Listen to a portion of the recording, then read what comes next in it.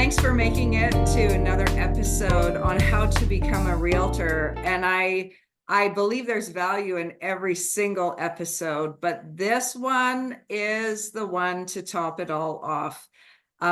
We are going to be talking to Christa Aleman today. She's an owner, one of 4 owners of Remax Key here in Calgary, Chestermere, Strathmore, surrounding areas. And she is good enough to give some of the ins and the outs, like the real behind the scenes scoop of the experience of a new realtor.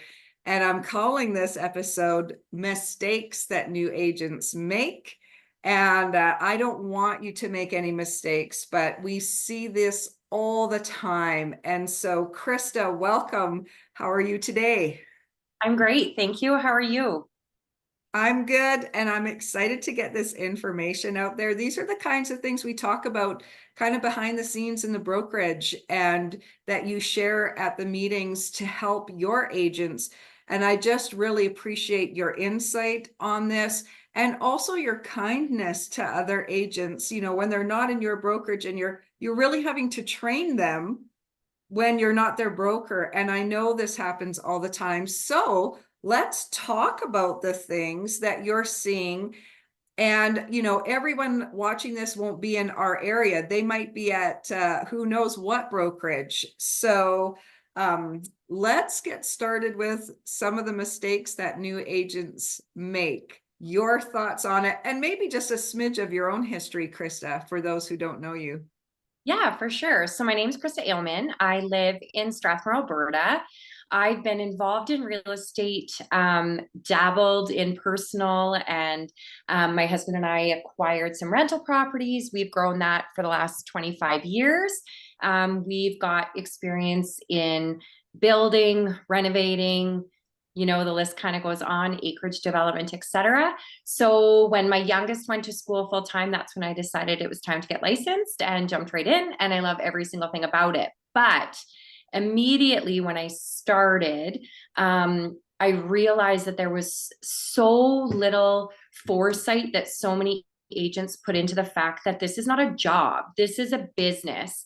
And I think that probably out of everything, that is the biggest mistake that I see happen, is that agents get into this and they think it's just going to work the same way as a job works, where they get a paycheck every 2 weeks and, oh, I was in the office, so guaranteed, whatever. And they don't realize that if you don't have a plan, you plan to fail. So I think that that's probably one of the biggest things. I've got a couple top 6 things that I think realtors need to Oh, know so that they don't. toxic. I know. I could have went on and on, honestly, because I think there's so many loopholes, unfortunately, right? You can get licensed online and then everybody thinks they're licensed and they're good to go. Yeah. And boots Yeah. on the ground, they'll figure it out. What could be so hard? I'm opening a door for somebody, right? Yeah. Facilitate the transaction. But there's so much more to this. And so that kind of leads me to my first point. You as a realtor are running your own business. You need to make sure that you take the time to do a business plan the same way as if you were running a bricks and mortar store. No bank would give you a loan to run a business if you didn't have a business plan 1, 3, 5 years out. So that means take the time to analyze, how are you going to treat buyers and sellers? What kind of systems are you going to implement? What kind of technology are you going to use? How are you going to market? How are you going to stay in front of those clients? Mm. You Yeah. need to have a plan. And I'll just confirm to everyone listening to this. So I've been coaching realtors before I got my license, and honestly, I honestly would say 99% of the people that I coach who've been in years did not do a regular business plan. Mhm. So, I mean, it's a huge mistake. And if anyone wants a business plan, so I did end up creating a custom business plan for realtors, and it is not pages of Excel spreadsheets like I have seen out there. It's just a really honest, good business plan. But key if you're taking your business seriously. Totally agree with that, Christa. 100%. There's no way to scale and grow. You'd never have if you don't have a plan, you definitely plan to fail. Um, And then number two, I think that agents, they get licensed, they're so excited, they just want to start. So they're looking at things that really don't matter. The fees, guess what? The fees are basically all the same. They're just structured a little bit differently. There's things that are so important when you're interviewing brokerages. Who you work with really, truly does matter. That is going to be a crucial point of success in this business. There was a recent Krebs stat that out of 7,000 Calgary real estate agents, there were over 2,000 agents that didn't do a deal. So that is for a reason. It's because they didn't have a plan and they chose to go with the wrong brokerage and they didn't have the support, etc. So you need to make sure that who you're working with is going to have a relationship with you. They're going to take the time to mentorship, train you. What kind of systems do they have? What kind of checklists do they have to share with you about buyers, sellers? How is the paperwork handled? How do you open a lockbox? What apps do you download when you first get licensed? All of these things, those are so many things that I hear agents ask. Well, I didn't know I needed a showing time app. I didn't know I needed the Sentry Lock app. I didn't know about prospects. Those are basic things that you need to know how to do. So that is so key and essential when you're looking for a place to hang your license, because every single time you move in this business, it costs you thousands of dollars to rebrand, start again. So really make sure you're taking the time to interview and make sure it's relational.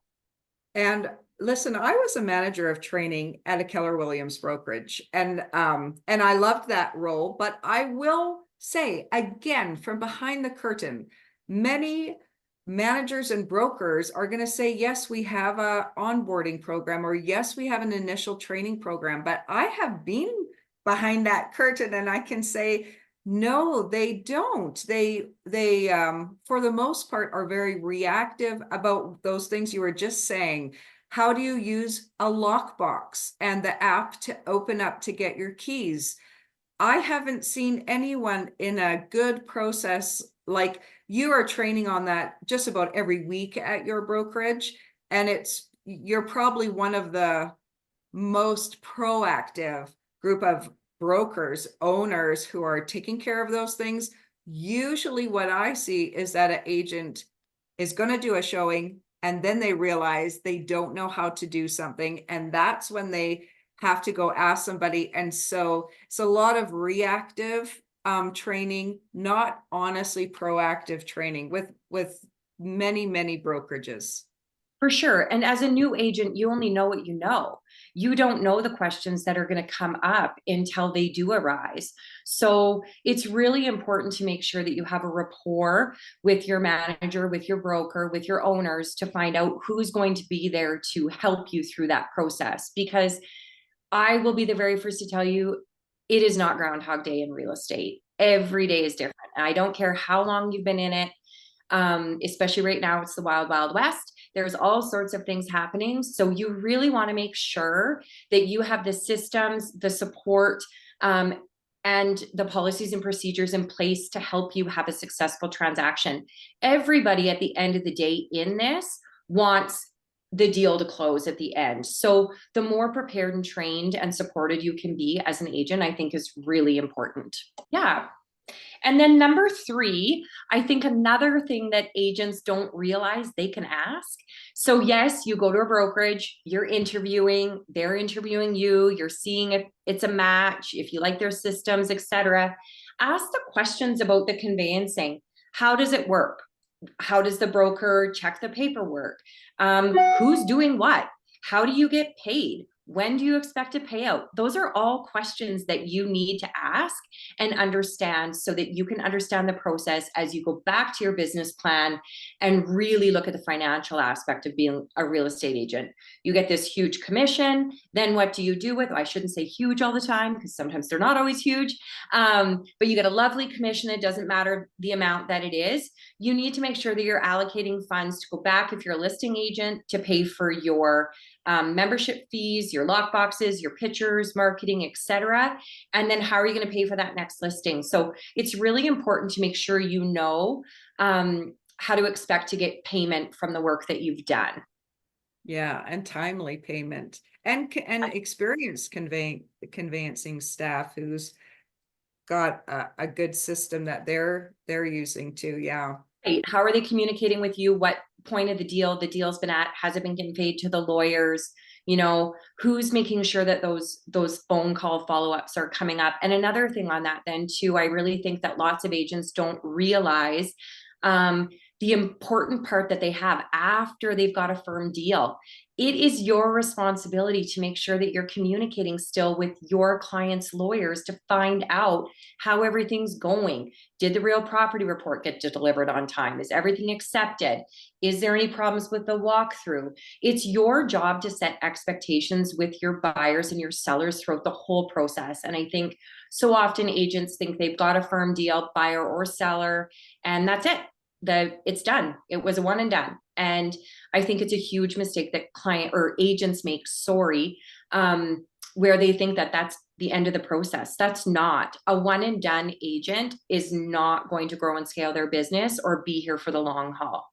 Yeah, well, and this is what someone like their brokers, managers, trainers need to tell them, because otherwise they don't know. And since it's top of mind, just yesterday, your brokerage had a monthly meeting where the agents all get together and you brought in an expert, a mortgage broker, and then there was chit chat afterwards, which was super valuable too. But that mortgage broker was reminding everybody, don't leave the deal once it's firm, and make sure your buyers don't go buy a car or some furniture or rack up their credit because they're going to pull it before closing. And actually, that was good reminder for me, even though I know systems, being in that environment where you're being reminded. I've got some people who aren't closing for a couple months and was able to reach out to them, so And it just made remind me look good just by having that reminder. And I will interject, with so much virtual brokerages and so much virtual lifestyle, I think many realtors are losing a connection or just a place to collaborate and communicate with other people in the industry, because you learn things, you're reminded of things. I mean, that was a huge benefit to me and my clients. for sure. We actually just had a realtor tour here in Strathmore yesterday, and it was so lovely. So everybody gathered together from different brokerages, but we're all dealing with the same challenges. And it's so important to have that connection and community.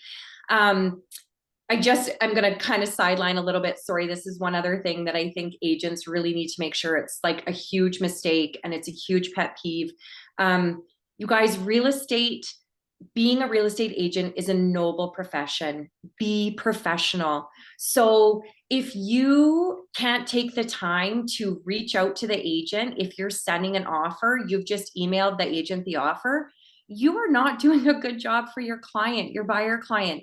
Take the time to follow up to the listing agent. Say, hey, I just popped you a offer in your email. Make sure you got it. Find out if they received it. Communication is key, not only between an agent and their clients, but also agent to agent. Again, we want successful deals. That's how we make the world go round in real estate. So it's very, very important to make sure that we're communicating with each other and treat each other with respect and kindness. Yeah, totally. Mhm.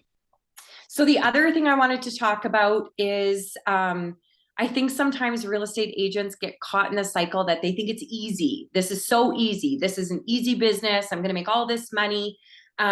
So they get caught up or they jump into what seems easy, the cheapest option, a team versus just starting their own business. Again, go back to your business plan. Why did you become a realtor? What are you going to do that's different? What is your value add? What do you really want to do and grow and scale? So make sure that you find a community and support that's going to help you grow your success. You need to make sure that you're not bouncing around because this didn't work or that didn't work. Take the time in the beginning to make sure you've done the research for who is a match for you and what you really need. Real estate can be lonely. it can be hard, and it can be confusing, especially when the market's changing as quickly as it is right now. So you need to really make sure that you've got a strong support system that wants you to win and succeed, and that's going to be collaborative and share and really has a sense of community to help you grow and scale. Yeah. Then number 5, woo, an agent got a deal. Exciting. So good. But now what? Did you have any of your systems, policies, checklists in place? So I'm going to share a little kind of a sideline story. I just recently had a transaction with on one of my listings, and it was condition day. And so I just reached out to the buyer's realtor and said, hey, just wanted to check in and see how things are coming. And she said, oh, we're firm. And I said, oh, we are? Like, I never received anything from you. And she said, oh, well, I sent it to my conveyancing department. So I just said, do you mind if I have a quick phone call with you? I just want to kind of have a conversation to explain. Sent the So waiver anyway, to her conveyancer. Sorry, she you sent the said waiver to her conveyancer. She thought that the conveyancer sent the paperwork to my conveyancer.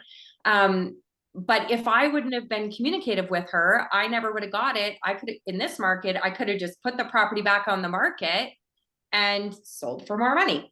Anyway, she was lovely to deal with. She was super receptive and a little bit embarrassed because she didn't understand the process of what happens during the paperwork of an actual transaction. She understood that we needed to communicate over the negotiation of the purchase contract. That was fine.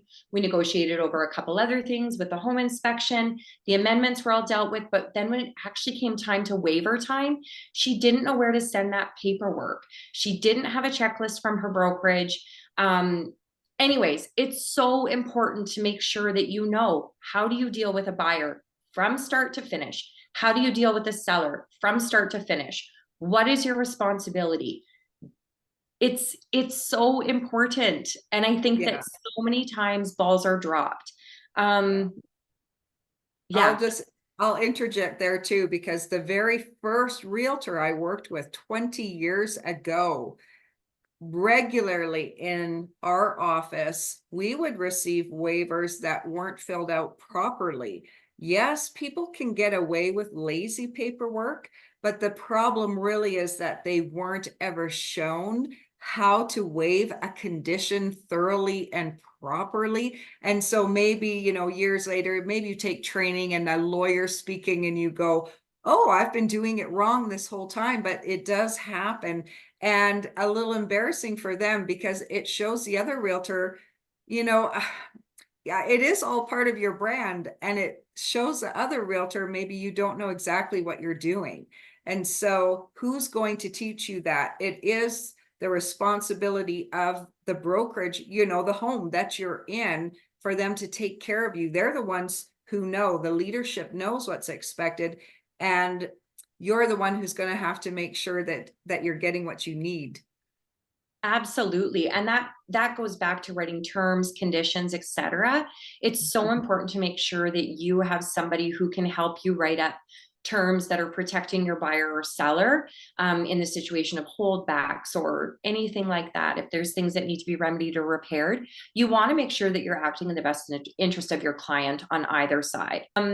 So another thing, number 6, is customer service. It is so important. We are truly in a wonderful profession. We get to help people with the biggest purchases of their lives. I don't care if it's their first starter home, they're downsizing, they're moving up, they're moving down, they're buying a business, or they're buying an investment property. It's huge. So you need to make sure that you're relationship building all the time. How are you going to keep that first deal with that client a continual relationship so you can help them through all the steps of their real estate process? We also are in customer service with each other, with the vendors we deal with, home inspectors, lawyers, mortgage brokers. Some of my favorite mortgage brokers are the mortgage brokers that make sure that they are CCing me on the communication with my buyer clients, so that I know exactly where we're at for financing. So I'm not following up, finding out, is this going to go? I want to make sure that I let the seller's agent know as quickly as possible if we're having trouble with financing or whatever the case is. So communication is so key to keep the ball rolling and have good relationships.